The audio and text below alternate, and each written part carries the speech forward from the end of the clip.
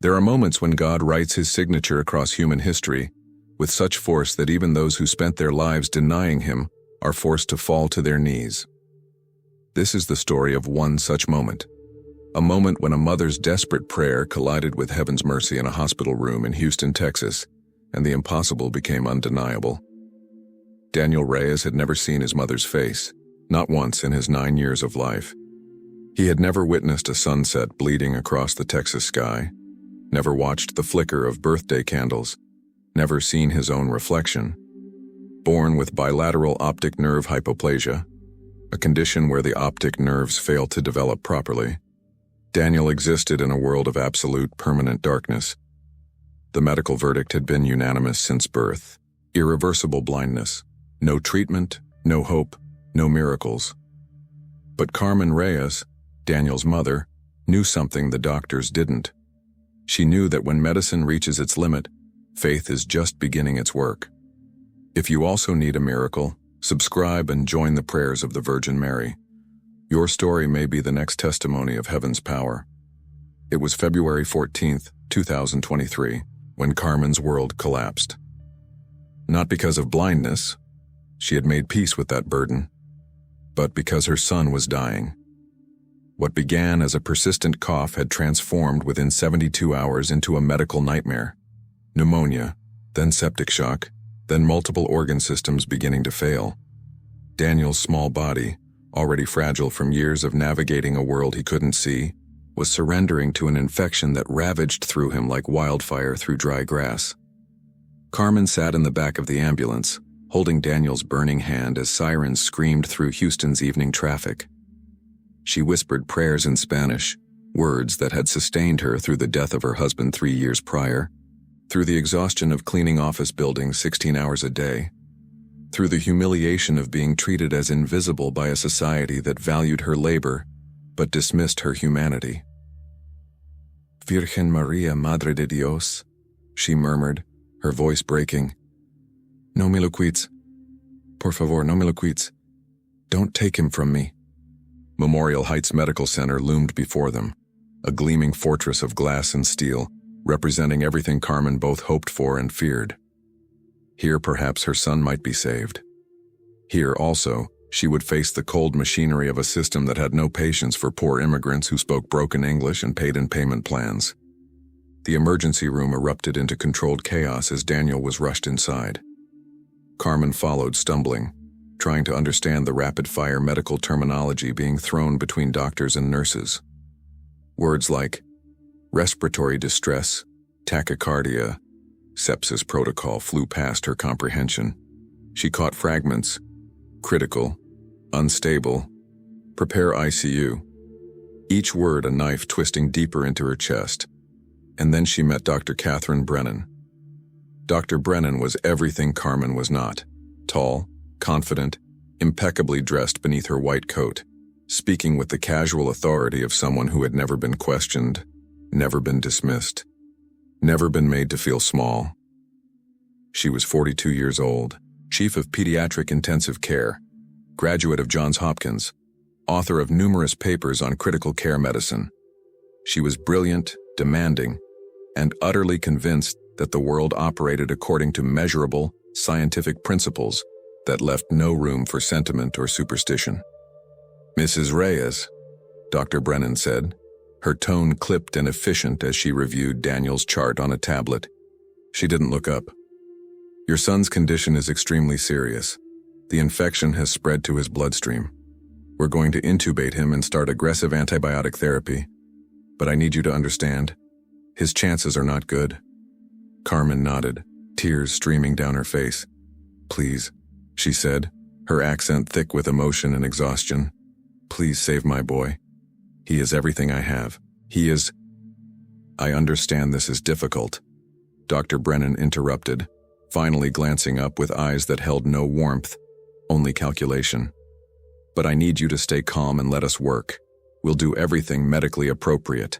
Beyond that—" She paused, her expression hardening slightly. "Beyond that, outcomes are determined by physiology, not wishes." It was a subtle dismissal, but Carmen felt it like a slap.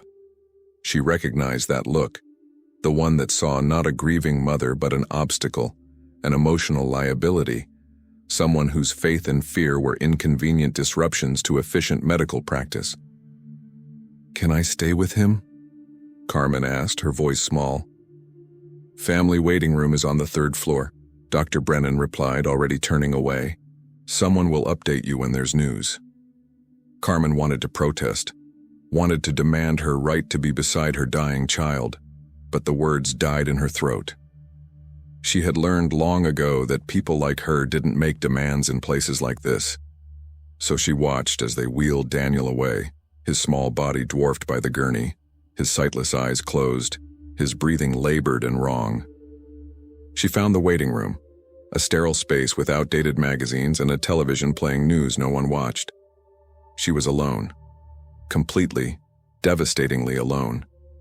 Her extended family was still in Mexico. Her church community had offered prayers but couldn't be here at this hour. There was no husband to share this vigil, no one to tell her everything would be fine. So Carmen did the only thing she knew how to do. She prayed. She pulled from her pocket a rosary given to her by her grandmother, smooth wooden beads worn soft by decades of desperate prayers.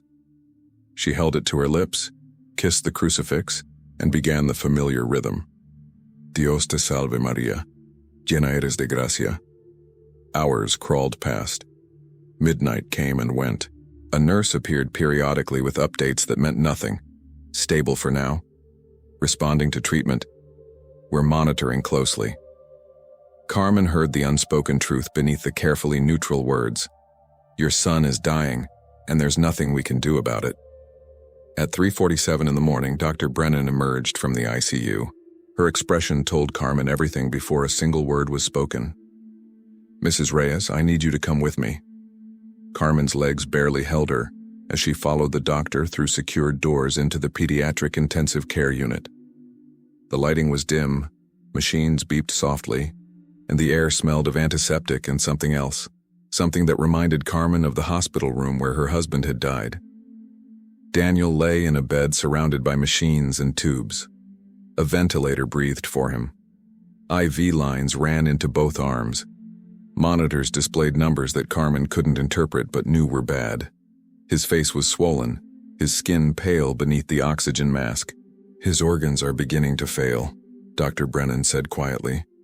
"The infection isn't responding to antibiotics the way we hoped. His kidneys are shutting down. His heart is struggling. At this point..." She paused, and for the first time, Carmen detected something almost human in her voice. Almost. "At this point, we're keeping him comfortable, I'm sorry. There's nothing more we can do." The words hung in the air like a death sentence, which of course they were. "How long?" Carmen whispered. "Hours, maybe less." Carmen moved to her son's bedside as if in a dream. She took his small hand, so hot, so fragile, and brought it to her cheek. "Mi amor," she whispered. "Mi angelito. Don't go. Please don't go." Dr. Brennan watched this display with the detached observation of someone studying a specimen. She had seen this scene countless times, parents refusing to accept the inevitable, clinging to false hope, making promises to deities she didn't believe in. It was always the same, especially with these religious types, especially with immigrants who brought their folk Catholicism and their superstitions into her ICU, as if prayers could override biochemistry. "Mrs. Reyes," she said, her voice carefully modulated to convey professional sympathy. "I know your faith is important to you, but you need to prepare yourself." "You don't know anything about my faith," Carmen said suddenly, her voice stronger than it had been all night. She looked up at Dr. Brennan with eyes that blazed through tears. "You don't know what I have survived. You don't know what I have seen. You think because you went to fancy schools and read fancy books that you know everything about life and death?" She shook her head. "You know medicine, but you don't know God." Dr. Brennan's jaw tightened. "Medicine is what we have," she said coldly. "And medicine has reached its limit here. Then I will pray to the one who has no limits."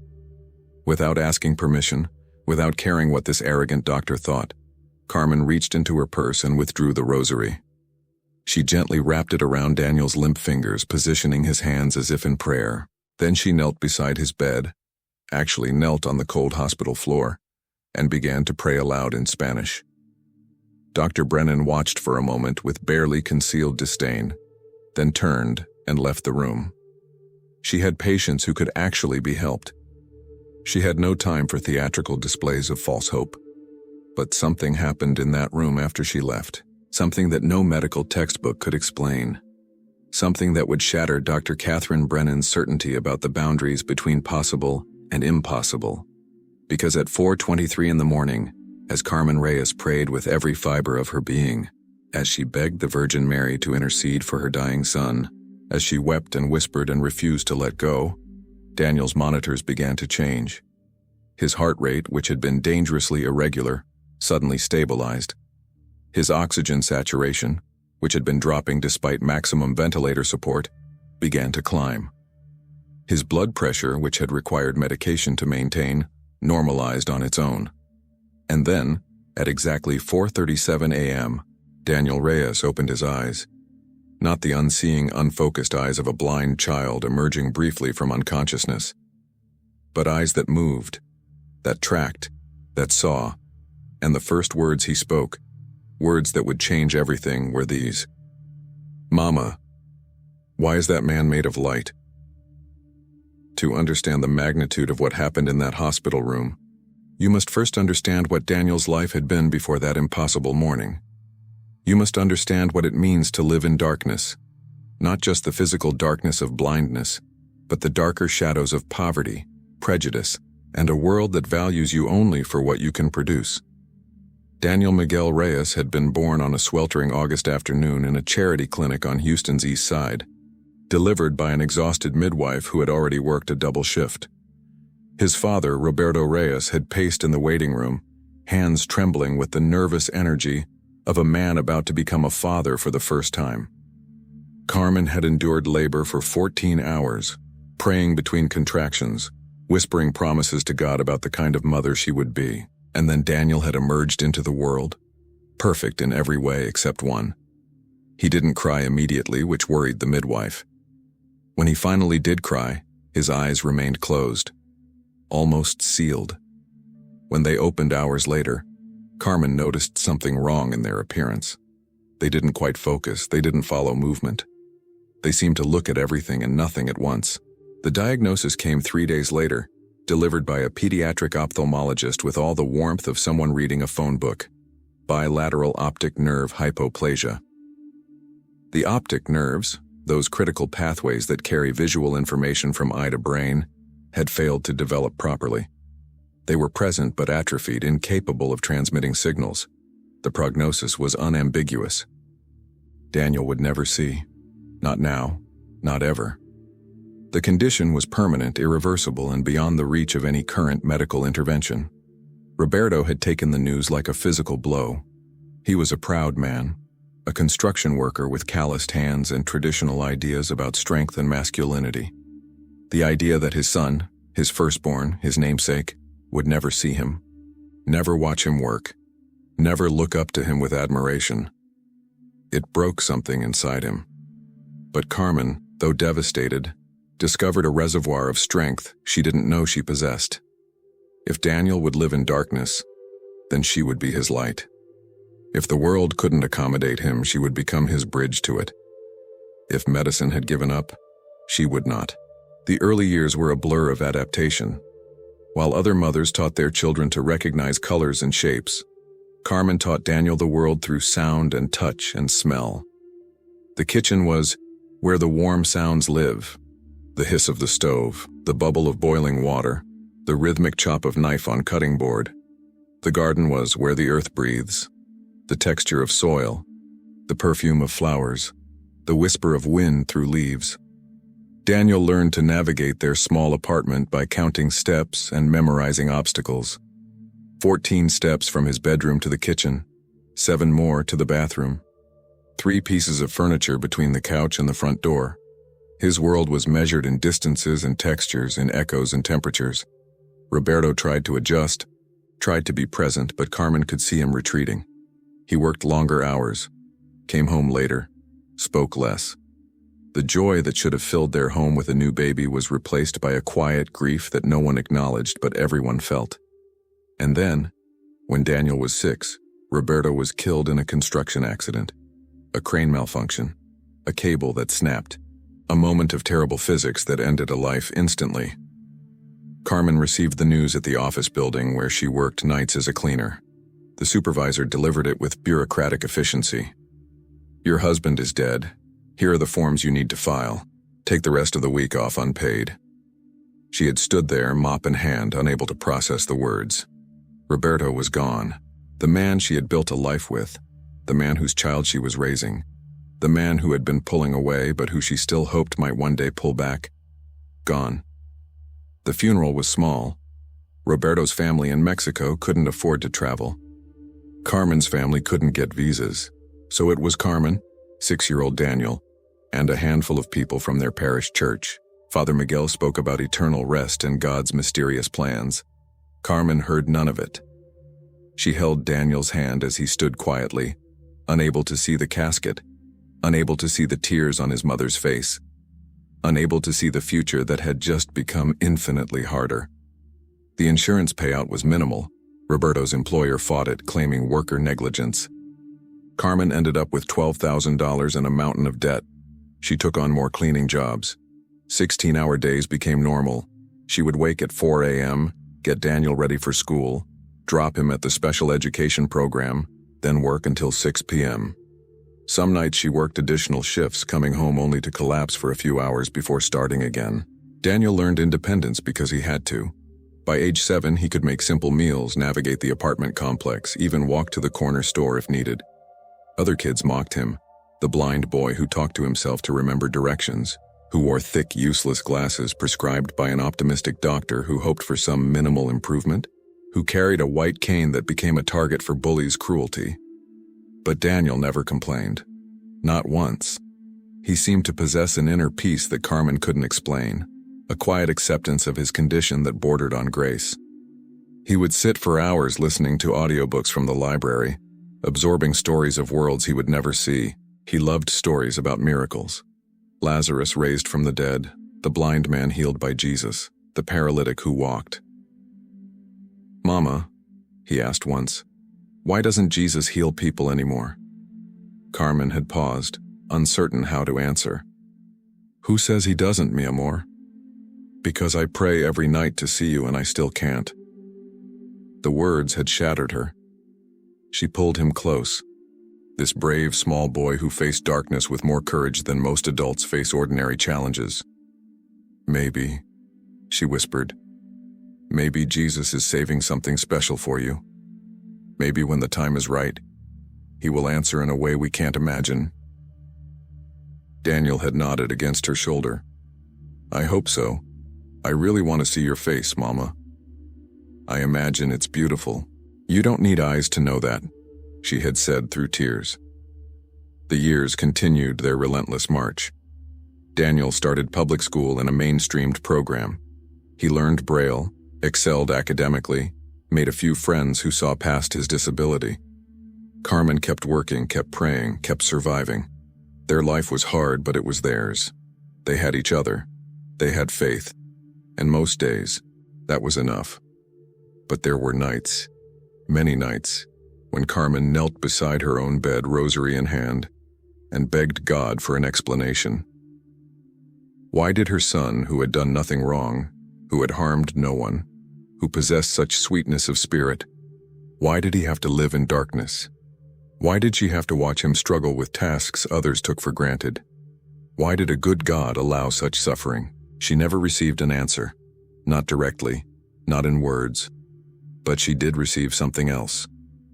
The conviction that Daniel's suffering had meaning, even if she couldn't see it, that his blindness was not punishment, but mystery, that somewhere in the darkness, God was writing a story she couldn't yet read.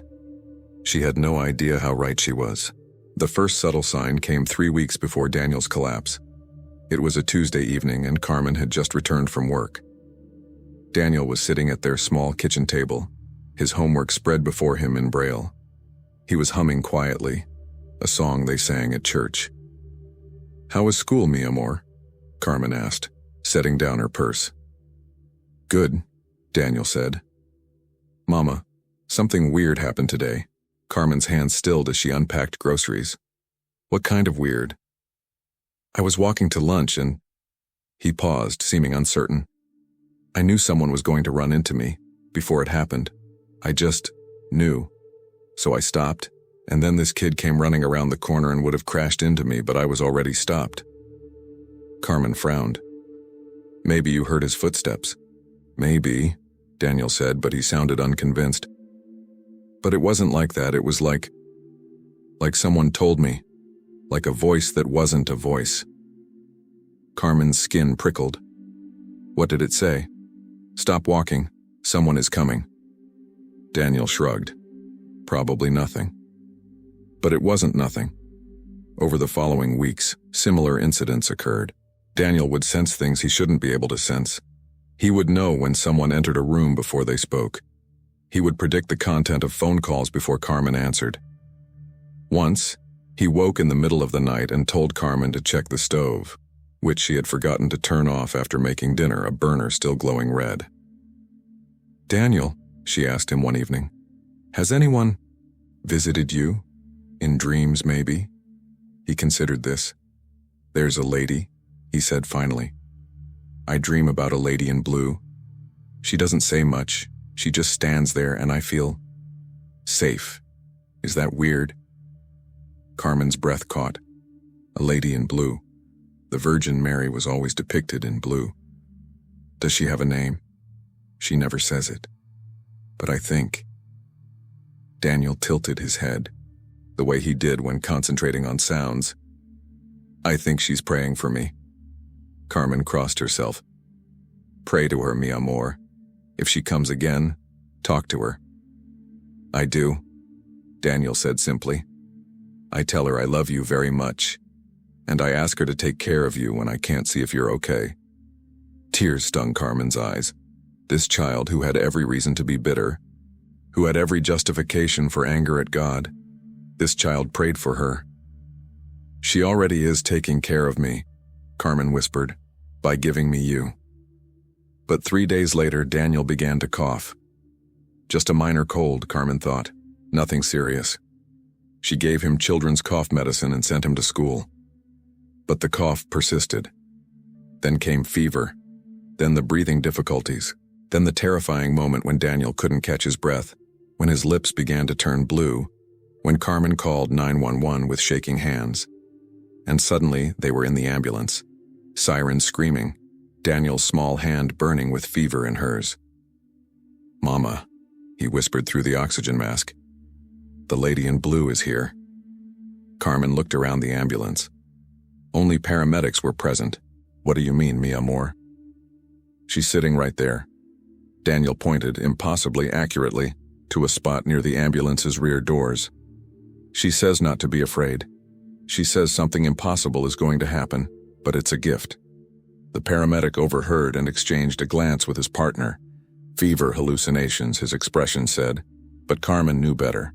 She squeezed Daniel's hand and whispered, Then we won't be afraid. Within hours, Daniel was in intensive care, dying of septic shock, and Carmen was kneeling beside his bed, wrapped rosary around his fingers, begging heaven for the impossible. What she didn't know, what no one knew yet, was that her prayers had already been heard, and the answer was about to tear through the boundaries of natural law like lightning through darkness. The change in Daniel's vital signs was so subtle at first that the night nurse almost missed it. She was checking on another patient when a soft alarm drew her attention back to Daniel's monitor. Heart rate stabilizing, oxygen saturation climbing, blood pressure normalizing. She blinked at the screen, certain the sensors had malfunctioned. Children in septic shock didn't spontaneously improve. They deteriorated or they plateaued with aggressive intervention. They didn't just get better. She moved quickly to Daniel's bedside, where Carmen still knelt on the floor, rosary clutched in her hands, her lips moving in silent prayer. The nurse checked the IV lines, examined the ventilator settings, verified that nothing had changed in his treatment protocol. Everything was exactly as it had been 10 minutes ago. But Daniel was responding as if someone had flipped a switch inside his failing body. "Mrs. Reyes," the nurse said gently. "Something's happening. I need to call the doctor." Carmen looked up, her face streaked with tears, her eyes red from weeping. "Is he?" "His vitals are improving. I can't explain it." Before Carmen could respond, Daniel's eyes opened. Not the sluggish, unfocused flutter of semi-consciousness, but a sudden, clear awakening. And in that moment, the nurse witnessed something that would haunt her for the rest of her career. Daniel Reyes, blind since birth, who had never seen anything in his 9 years of life, turned his head and looked directly at his mother. Not in her general direction, not toward the sound of her voice, but at her, into her eyes, with perfect, impossible precision. "Mama," he said, his voice muffled by the oxygen mask but clear enough. "Why is that man made of light?" The nurse froze. Carmen gasped. Daniel continued to stare at someone, that neither woman could see. "He's right there," Daniel insisted, trying to point but constrained by IV lines. "Next to my bed. He's holding my hand. Can't you see him?" Carmen's hands trembled as she reached for her son. "What does he look like, mi amor?" "He's wearing white. Everything about him is white and gold and bright, like the sun, but I can look right at him. He has." Daniel paused, his young face struggling to process what he was seeing. "He has holes in his hands, and he's smiling at me." The nurse took an involuntary step backward. Holes in his hands. She was a lapsed Catholic, hadn't been to church in 15 years, but she knew exactly what that meant. "Daniel," Carmen whispered, her voice breaking with awe and terror. "What is he saying?" Daniel tilted his head, listening to words only he could hear. His expression shifted from confusion to wonder, to something approaching joy. "He says..." The boy's eyes filled with tears. "He says you prayed very hard.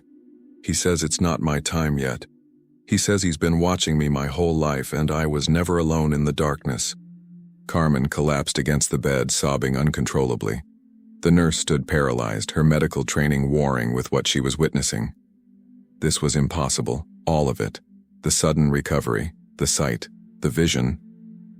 Her rational mind scrambled for explanations. Fever-induced hallucination, neurological event, some bizarre side effect of medication. But none of them fit the data. "I need to get Dr. Brennan," the nurse finally managed, backing toward the door. "Don't move, don't do anything, I'll be right back." She fled the room, her heart pounding. In the hallway, she nearly collided with another nurse. "Get Brennan," she gasped. "Get her now. Room 12. You won't believe, just get her." 3 minutes later, Dr. Catherine Brennan strode into Daniel's room with the impatient authority of someone summoned for more important tasks. She had been reviewing labs on another critical patient when the panicked call came through. Something about impossible vitals and the Reyes kid in a situation that made no medical sense. She expected equipment malfunction, or family hysteria, or both. What she found was Daniel Reyes sitting upright in bed, the ventilator removed. When did that happen? Breathing on his own, eyes open and alert, looking around the room with obvious curiosity and confusion. Dr. Brennan's clinical mask slipped for just a moment. "What the hell?" she muttered. "Doctor," the night nurse said, her voice shaking. "His vitals have completely normalized. Respiratory rate is 18, heart rate is 75, blood pressure is 110/68, temperature is down to 99.2. His oxygen saturation is 98% on room air." "That's not possible," Dr. Brennan said flatly. She moved to the monitors, checking them herself. But the numbers were there, undeniable and inexplicable.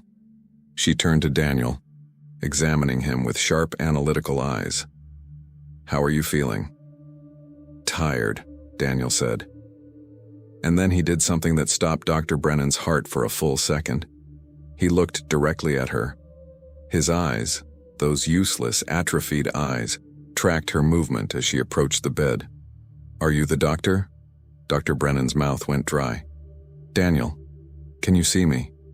"Yes," he said simply. "You have red hair, and you look angry." The room fell into shocked silence. Carmen was still weeping, now praying aloud in Spanish, thanking God and Mary and every saint she could name. The nurse had backed against the wall, her face white. Dr. Brennan felt the ground shifting beneath her feet. Not literally, but that's what it felt like. The fundamental rules by which she understood reality were cracking. "That's impossible," she said, but her voice lacked its usual certainty. "You were born with bilateral optic nerve hypoplasia. Your optic nerves are non-functional. You cannot see." "But I can," Daniel insisted. "I can see you and Mama and the machines and the window and—" He looked around the room again, his expression confused. "He's gone now. The man in light, he was just here." "Who?" Dr. Brennan demanded. "Jesus," Daniel said with the matter-of-fact tone of a child stating an obvious truth. "He said he came because Mama prayed so hard it reached heaven, and Mary asked him to help us." Dr. Brennan felt rage rising in her chest. Not at the child, but at the situation, at the impossibility of what was happening, at the sudden intrusion of religious nonsense into her carefully ordered medical world. "That's a hallucination," she said sharply. "A side effect of the infection and fever. What you're experiencing is a miracle," Carmen interrupted, her voice fierce despite her tears. "My son was blind. Now he sees. He was dying. Now he lives. You said yourself there was nothing more you could do. So if medicine didn't save him, doctor, what did?" "Spontaneous recovery," Dr. Brennan snapped. "Rare, but documented. The human body can sometimes—" "My son has never seen in his entire life," Carmen said, standing now, facing the doctor with unexpected strength. "Not once, not ever. His eyes don't work. You told me that yourself years ago. And now suddenly they work? Because his body just decided to fix itself?" She shook her head. "You don't believe that.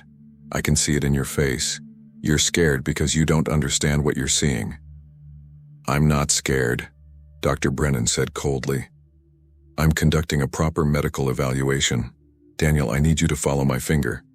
She held up her index finger and moved it slowly from left to right. Daniel's eyes tracked it perfectly. "Now look at the wall behind me." He did. "Now look at your mother." He did, and his face broke into the widest smile. "Mama," he breathed, "you're beautiful. I knew you would be beautiful." Carmen dissolved into fresh sobs, rushing to embrace her son.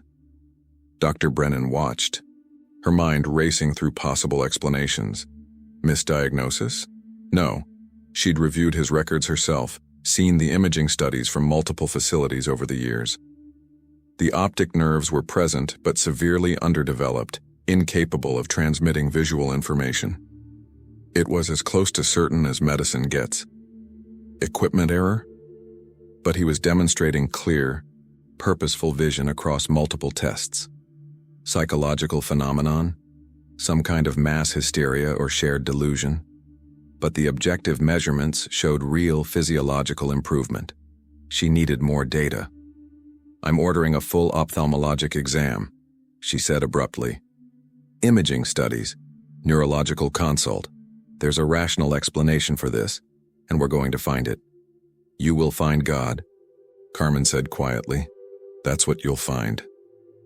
Dr. Brennan turned on her heel and left the room, her professional composure intact but her inner world in chaos. She'd been a physician for 18 years. She'd seen countless recoveries, both expected and unexpected. She'd seen patients defy odds. She'd seen medicine work miracles, small m, explained by science and biology and the remarkable resilience of the human body. But this? A child born with non-functional optic nerves suddenly able to see? Recovering from septic shock in minutes after all medical interventions had failed? Describing religious visions with details no blind child should be able to articulate? This wasn't medicine. This was something else. And Dr. Catherine Brennan didn't believe in something else. She spent the next 2 hours arranging consultations, reviewing records, and trying to construct a rational framework for the impossible. But every avenue led to a dead end. Every explanation required ignoring key evidence. The facts were stubborn. Daniel Reyes could not see, and now he could. Daniel Reyes had been dying, and now he wasn't. At 7 a.m., Dr. Brennan sat alone in her office staring at Daniel's imaging results from his last ophthalmology appointment 6 months ago. The optic nerves were clearly underdeveloped, barely present. There was no ambiguity, no room for error. Her hands shook slightly as she reached for her coffee cup. What she didn't know yet, what she couldn't possibly know, was that this was only the beginning. The imaging studies she had ordered were about to reveal something even more impossible than Daniel's recovery. They were about to show her optic nerves that shouldn't exist, and when that truth emerged, Dr. Catherine Brennan would be forced to confront a question she had spent her entire career avoiding. What do you do when science fails and miracles prove real? Dr. Marcus Chen was the finest pediatric ophthalmologist in Houston, a man who had examined thousands of eyes and documented every conceivable pathology of human vision. At 63 years old, he had seen congenital cataracts, retinoblastomas, detached retinas, optic nerve gliomas, and every variant of developmental abnormality cataloged in medical literature. He prided himself on diagnostic precision and had published extensively on pediatric blindness, which is why when Dr. Brennan called him at 8 a.m. that morning with an urgent consult, he arrived at Memorial Heights Medical Center with professional curiosity, but no particular sense of alarm. Unusual cases were his specialty. He expected to find an interesting pathology, document it, perhaps write a case study. He did not expect to have his understanding of biological possibility completely demolished. The patient is 9 years old, documented bilateral optic nerve hypoplasia since birth. Dr. Brennan briefed him rapidly as they walked toward Daniel's room. Multiple confirmed diagnoses from various institutions over the years. No functional vision whatsoever. Yesterday he presented with septic shock, prognosis terminal. This morning he spontaneously recovered and... She paused, clearly struggling with the words, and he can see. Dr. Chen stopped walking. I'm sorry, what? He has functional vision. Perfect vision as far as I can tell. He's tracking objects, reading the eye chart, describing visual details. It's impossible, but it's happening. Dr. Chen's expression shifted from curiosity to skepticism. Show me the previous imaging. They detoured to Dr. A. Brennan's office where she pulled up Daniel's ophthalmological records on her computer. Dr. Chen examined the scans with practiced eyes. MRI images showing the characteristic underdevelopment of optic nerves, optical coherence tomography revealing minimal nerve fiber thickness, visual evoked potential tests showing absent electrical response to visual stimuli. These results are unambiguous, Dr. Chen said. This child cannot see. And yet he does.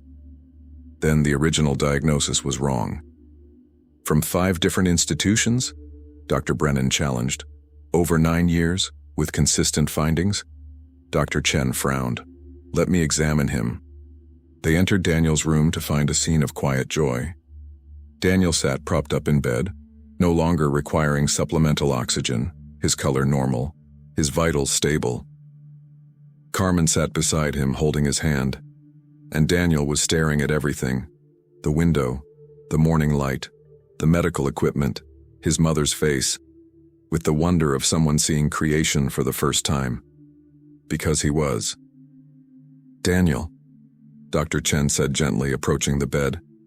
My name is Dr. Chen. I'm an eye doctor. Would you let me examine your eyes? Okay, Daniel said, and then tilted his head curiously. Why are you surprised? Excuse me? You look surprised. Did Dr. Brennan tell you I can see now? The casual, accurate observation sent a chill through both doctors. Dr. Chen recovered his professional demeanor and pulled a pen light from his pocket. Look straight ahead for me, please. Good. Now I'm going to shine a light in your eyes. It might be bright." He directed the light into Daniel's right eye. The pupil constricted immediately, perfectly, appropriately. He tested the left eye. Same response. Tracking tests, accommodation tests, cover-uncover tests. Every examination revealed completely normal visual function. "I need to do a more detailed examination," Dr. Chen said, his voice carefully neutral. "With specialized equipment. Would that be all right?" Within an hour, Daniel was in the ophthalmology suite while Dr. Chen performed a comprehensive battery of tests.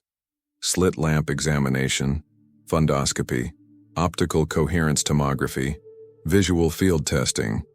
Each test required Daniel's cooperation, and he provided it with cheerful patience, still entranced by the mere fact that he could see the testing equipment. Dr. Chen worked in focused silence, his expression growing more troubled with each completed test. Finally, he reviewed the imaging results on his computer while Daniel chatted with his mother in the examination chair. And that's when Dr. Marcus Chen's certainty about the boundaries of medical science shattered. The optical coherence tomography showed optic nerves of completely normal thickness and structure. The retinal nerve fiber layer, which should have been severely atrophied or absent, measured within normal limits bilaterally. The fundoscopic exam revealed healthy optic discs with normal cup-to-disc ratios and no signs of developmental abnormality. Daniel Reyes had, by every measurable criterion, perfectly normal eyes. Dr. Chen pulled up the previous imaging from 6 months ago on a second monitor. Side by side, they told an impossible story. 6 months ago, severely underdeveloped optic nerves, minimal nerve fiber thickness, atrophied structures. Today, completely normal anatomy. This wasn't healing. This wasn't gradual improvement or unexpected regeneration. This was transformation. This was the spontaneous creation of complex neurological structures that had never properly existed before. This was impossible. Dr. Chen stood slowly, his legs unsteady. He walked to where Dr. Brennan waited in the hallway outside the examination room, his face pale. "Well?" she demanded. "His optic nerves are normal," Dr. Chen said quietly. "Completely, perfectly normal. As if they had always been that way." "That can't be right. Check the patient identification, maybe." "Catherine." Dr. Chen never used her first name. "I verified the patient identity 3 times. This is Daniel Reyes. And his eyes have been reconstructed. There's no other word for it. Structures that did not exist yesterday are present and functional today." "Doctor," Brennan felt the floor tilting beneath her. "Neural tissue doesn't regenerate like that. It certainly doesn't regenerate overnight. What you're describing violates every principle of developmental neurology." "I know," Dr. Chen said. "I'm telling you what I see in the imaging. You asked me to evaluate this patient objectively. Objectively, he has experienced anatomical changes that have no precedent in medical literature. So what are you saying?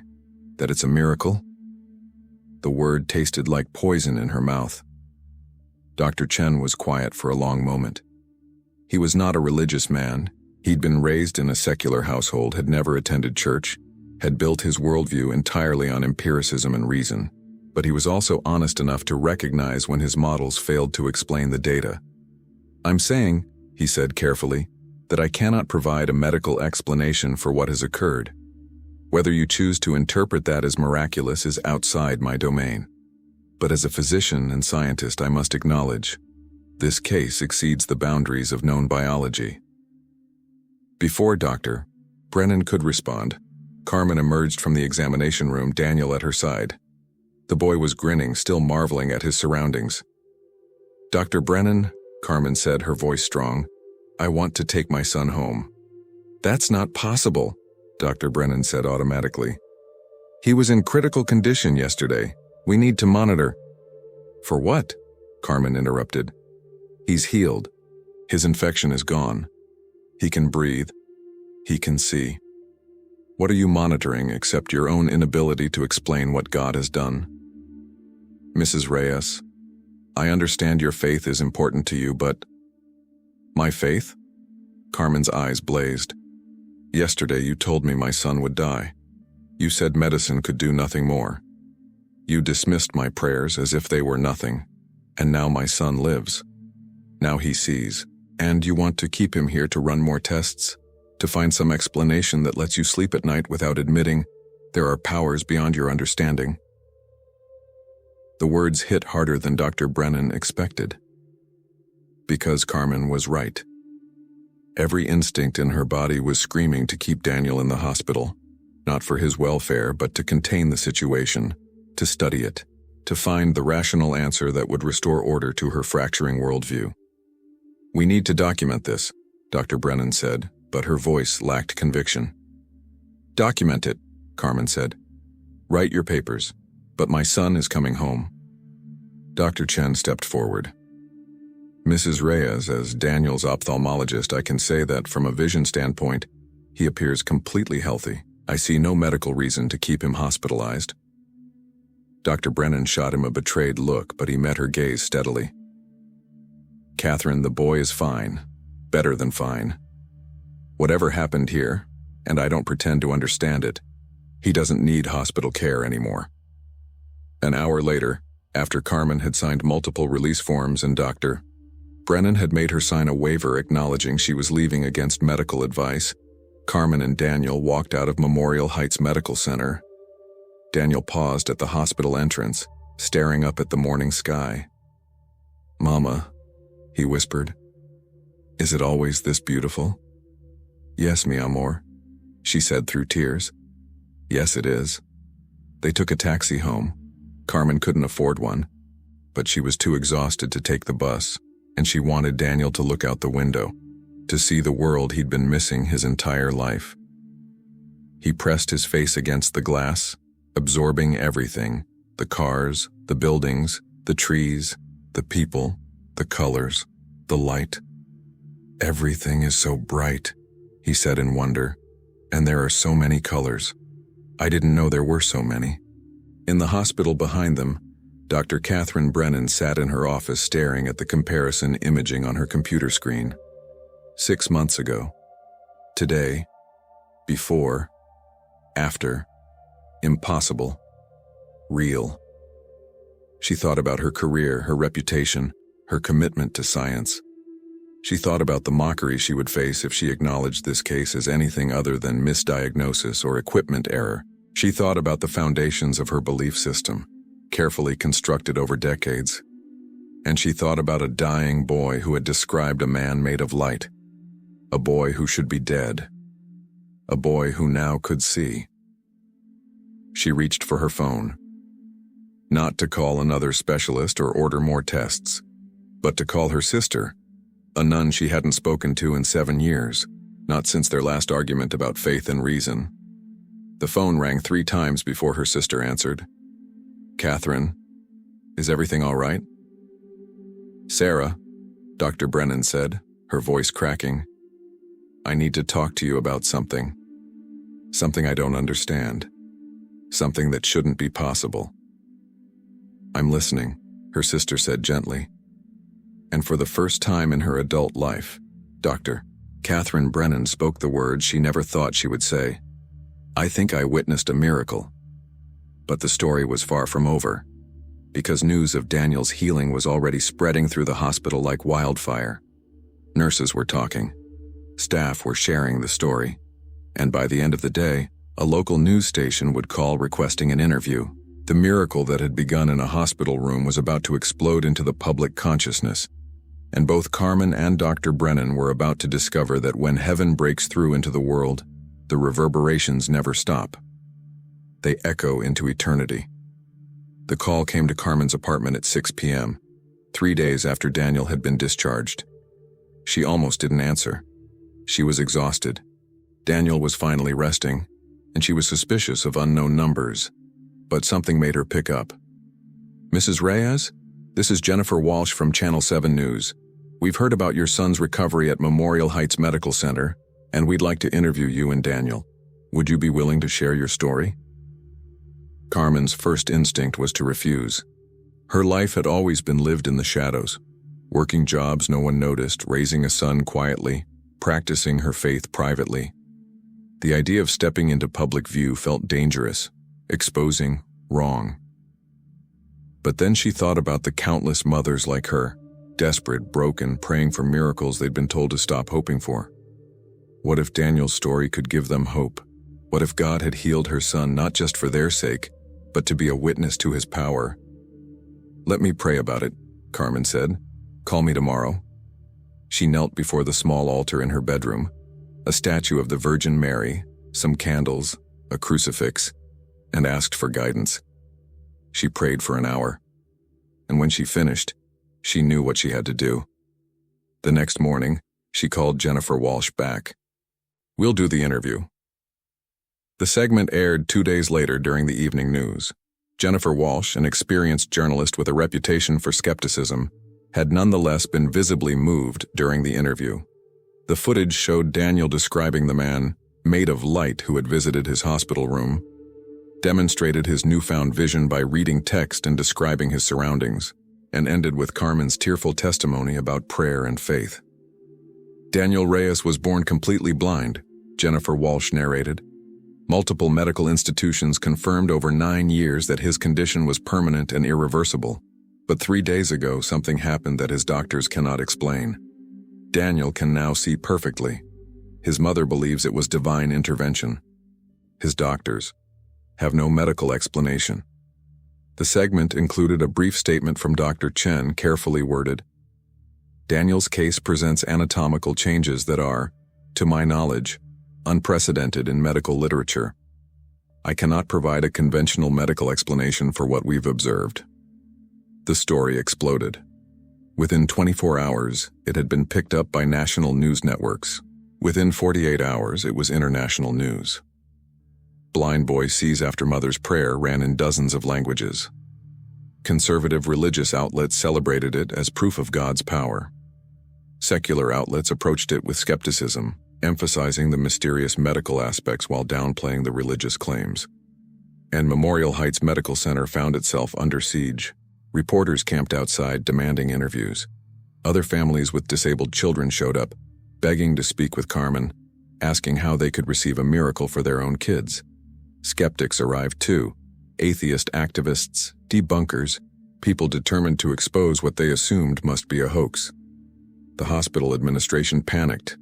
This kind of attention was unpredictable, difficult to control, potentially damaging to their reputation if the story turned out to be anything less than what it appeared.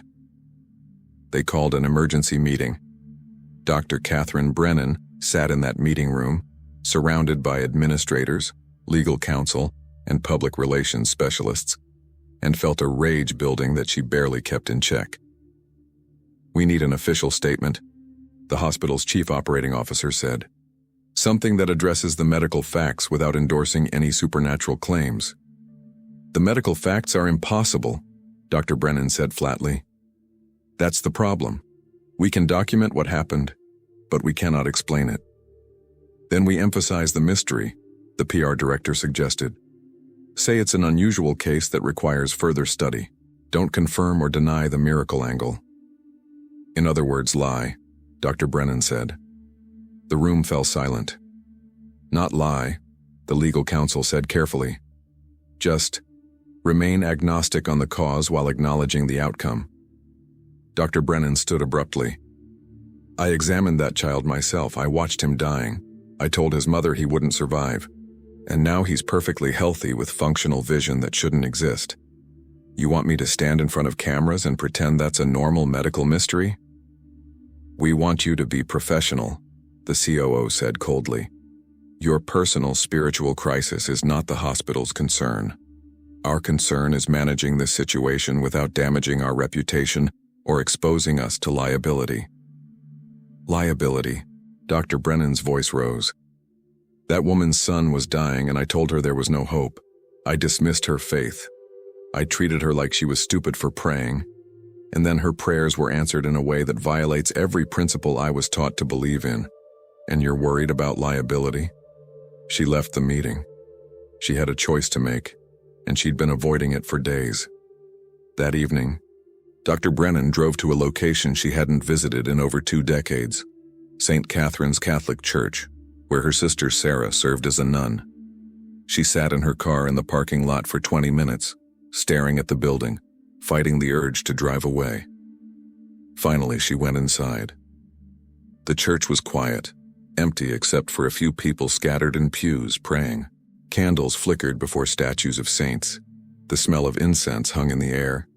It was simultaneously familiar, from her childhood, and alien, representing everything she had spent her adult life rejecting. Sarah found her there, sitting in the back row. "Catherine," she said gently, sliding into the pew beside her. "You came." "I don't know why I'm here," Dr. Brennan admitted. "Yes, you do." They sat in silence for a long moment. Then Dr. Brennan spoke, her voice barely above a whisper. "What if I was wrong? About everything?" "You weren't wrong about medicine," Sarah said. "You've saved countless lives. You've used your gifts well. But I used them to build a wall between me and God. I used science as a weapon against faith. I looked at people like you, like that woman, Carmen, and I thought you were all deluded, clinging to fairy tales because reality was too hard. And now I've seen something that shatters my entire worldview." Dr. Brennan's hands clenched in her lap. That boy was dying. His eyes didn't work, and overnight, he was healed. Completely, impossibly. And I can't explain it. I can't rationalize it. I can't fit it into any framework I understand. "Maybe that's the point," Sarah said quietly. "Maybe God is showing you that he's bigger than your frameworks." Dr. Brennan turned to her sister, tears streaming down her face. "I treated that woman with contempt. I looked at her praying over her dying son, and I thought she was pathetic. I didn't say it, but she felt it. And she was right to call me out. She was the one with faith. She was the one who believed when I'd given up. And her son lived because of it. Her son lived because of God's mercy," Sarah corrected gently. "But yes, her faith opened the door for that mercy. How do I live with this? How do I go back to work and pretend everything is normal when I know it's not?" Sarah took her sister's hand. "You don't pretend. You tell the truth. And you let the consequences be what they are." The next day, Dr. Catherine Brennan held her own press conference. Not sanctioned by the hospital, not approved by legal counsel. Just her, standing in front of cameras about to commit professional suicide. "My name is Dr. Catherine Brennan," she began, her voice steady despite her shaking hands. "I was the attending physician for Daniel Reyes during his hospitalization. I'm here to make a statement about his case." Cameras flashed. Reporters leaned forward. Daniel Reyes presented with septic shock and multiple organ failure. Based on all available medical evidence, he should have died. I personally informed his mother that we had done everything possible, and that she should prepare for his death. She paused. His mother responded by praying. And while she prayed, her son recovered. Not gradually, not through medical intervention, but spontaneously, completely, and by all conventional medical standards, impossibly. "Dr. Brennan," a reporter called out, "are you saying this was a miracle?" She met the camera directly. "I'm saying that I have no medical explanation for what occurred. I'm saying that Daniel Reyes was born with optic nerves that did not function, and now they do. I'm saying that the anatomical changes documented in his case have no precedent in medical literature. And I'm saying..." She took a breath. "I'm saying that I witnessed something that transcends natural law. Whether you call that a miracle or not is up to you. But I can no longer deny what I saw." The room erupted in questions. Dr. Brennan answered what she could, refused to speculate beyond the medical facts, and eventually left as reporters continued shouting. Her phone rang before she reached her car. The hospital administrator. "You're suspended pending investigation," he said without preamble. "Effective immediately."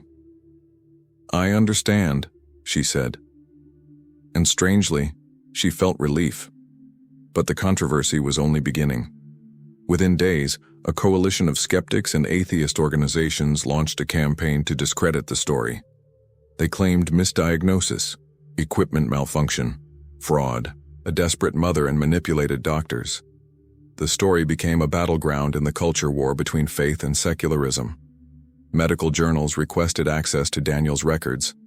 When granted, they published analyses that acknowledged the unusual nature of the case but stopped short of endorsing supernatural explanations. Rare, spontaneous improvement became the preferred terminology. Carmen found herself harassed by both believers demanding she validate their faith and skeptics demanding she admit fraud.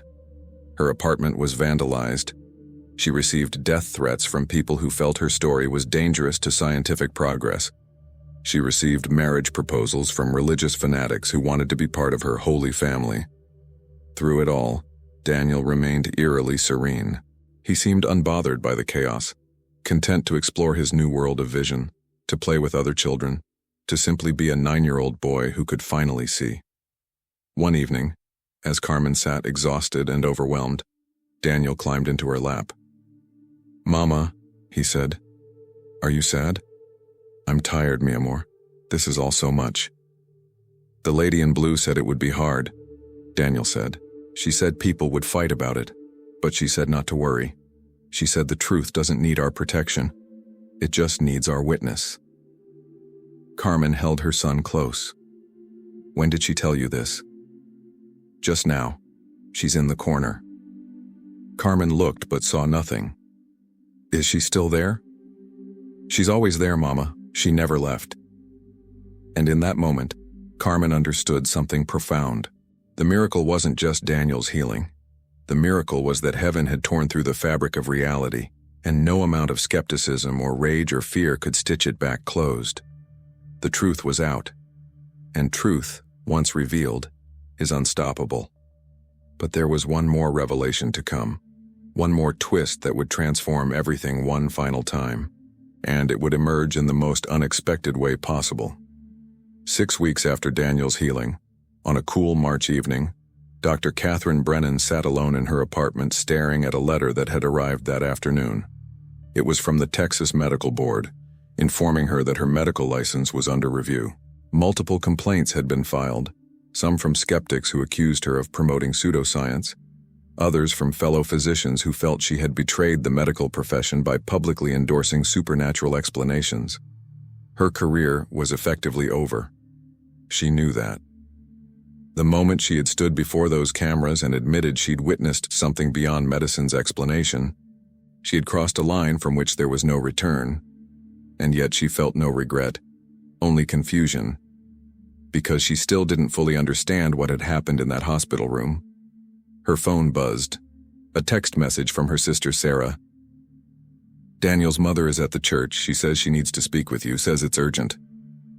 Dr. Brennan's heart rate accelerated. She grabbed her keys and drove to St. Catherine's Church, arriving just as evening mass was ending. She found Carmen in a side chapel, kneeling before a statue of the Virgin Mary, her face illuminated by dozens of flickering votive candles. "Mrs. Reyes?" Dr. Brennan said softly. Carmen turned, and Dr. Brennan was struck by the change in the woman's appearance. The exhaustion and fear that had marked her features weeks ago had been replaced by something else, a kind of luminous peace that seemed to radiate from within. "Doctor," Carmen said, standing, "thank you for coming. I know what they're doing to you because of what you said, because you told the truth." "I'm fine," Dr. Brennan lied. "No, you're not, but you will be." Carmen reached out and took both of Dr. Brennan's hands. "I need to tell you something I haven't told anyone except Father Miguel."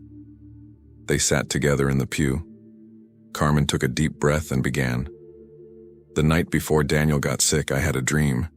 The Virgin Mary appeared to me. She was more real than any dream I've ever had, more real than this moment feels right now. She told me that Daniel would become gravely ill. She said he would come close to death, and she said..." Carmen's voice broke. "She said that his healing would not be just for him. It would be for others, especially for someone who had lost faith." Dr. Brennan felt cold. "What are you saying?" "She told me that a physician would treat my son, a brilliant doctor who had turned away from God, who believed only in what could be measured and proven. She said this doctor would witness the miracle and would face a choice, to protect her old certainty or to embrace new truth. Carmen squeezed Dr. Brennan's hands. She said to tell this doctor that her doubt is not a sin. Her questions are not a betrayal. God gave her a brilliant mind, and He never asks us to abandon reason, only to recognize when reason reaches its limit and faith must begin. Dr. Brennan pulled her hands away, standing abruptly. This is manipulation. You're trying to... What color was I wearing in the ICU the night Daniel woke up? Carmen interrupted. Dr. Brennan froze. What? You never saw me before that night. We met when Daniel was dying. So you wouldn't know that I always wear blue when I'm scared. It was my husband's favorite color. I wear blue to feel close to him. Carmen's eyes were gentle but relentless. I was wearing a blue sweater that night, and Mary told me in my dream that you would remember that detail when you needed proof that this message was real. Dr. Brennan's mind raced back to that night, Carmen kneeling beside Daniel's bed, the rosary in her hands, and yes, a blue sweater, worn and faded but unmistakable. That doesn't prove anything, Dr. Brennan said, but her voice lacked conviction. Mary also told me to tell you about your mother. Everything stopped. What? Your mother died when you were 12. Cancer. You prayed every night for God to heal her, and when He didn't, you decided God was either cruel or non-existent. Carmen's voice was infinitely compassionate. You became a doctor to fight against the death that took her. You saved lives to prove you were stronger than God. But you were never angry at God, Doctor. You were angry at yourself for not being able to save her. Dr. Brennan's legs gave out. She collapsed back onto the pew, tears streaming down her face. How do you know that? I've never told anyone. Mary told me. Because she wants you to know. Your mother's death was not your fault, and it was not punishment. It was mystery. The kind of mystery that we won't understand until heaven. But your mother is there, and she's proud of you, and she's been praying for this moment, for your healing, for 30 years. Dr. Brennan wept. Not the careful, controlled tears she'd allowed herself occasionally over the years, but deep, wrenching sobs that came from a place she'd locked away since she was 12 years old. Carmen held her. This woman she had treated with such contempt weeks ago. This woman who was now showing her more grace than she deserved. I don't know how to believe, Dr. Brennan finally whispered. I don't know how to have faith. My whole life has been built on evidence and proof. Then look at the evidence, Carmen said gently. My son was blind. Now he sees. My son was dying. Now he lives. You have the imaging studies. You have the medical records. You have the proof your mind needs. And your heart. Your heart already knows the truth. It's just scared to admit it. They sat in silence for a long time, surrounded by candlelight and the scent of incense. Finally, Dr. Brennan spoke. What do I do now? You let go, Carmen said, of the need to control, of the need to explain everything, of the fear that faith means weakness. You let go and fall into the arms of a God who's been catching you all along. That night, Doctor, Catherine Brennan did something she hadn't done since she was 12 years old. She prayed, not asking for anything, not demanding explanations, just spoke to God, to her mother, to the Virgin Mary, to whoever was listening in that vast, mysterious space beyond death and time. I don't know how to do this, she said aloud in her apartment. I don't know how to be a person of faith. But I can't deny what I saw. I can't unsee Daniel's healing. I can't unknow what I know. She took a shaky breath. So if you're real, if you're listening, I need help, because I'm lost, and I don't have the answers anymore. And I'm terrified.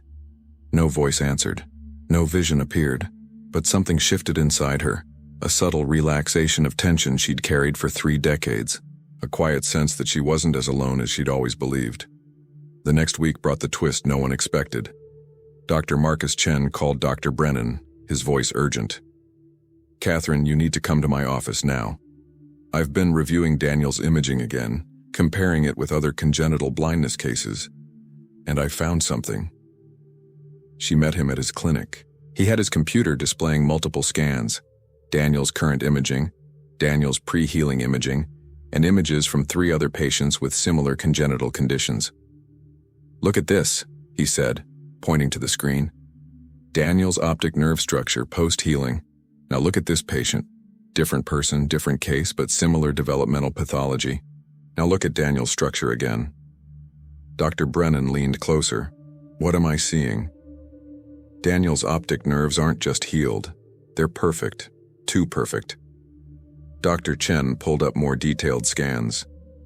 "In normal development, there are always minor asymmetries, tiny variations. It's biological noise. No 2 structures are exactly identical, but Daniel's optic nerves are symmetrical to an impossible degree. The nerve fiber density, the vascular patterns, even the cellular architecture, they're mirror images of each other, perfectly matched." "What does that mean?" "It means they weren't repaired or regenerated from existing tissue," Dr. Chen said slowly.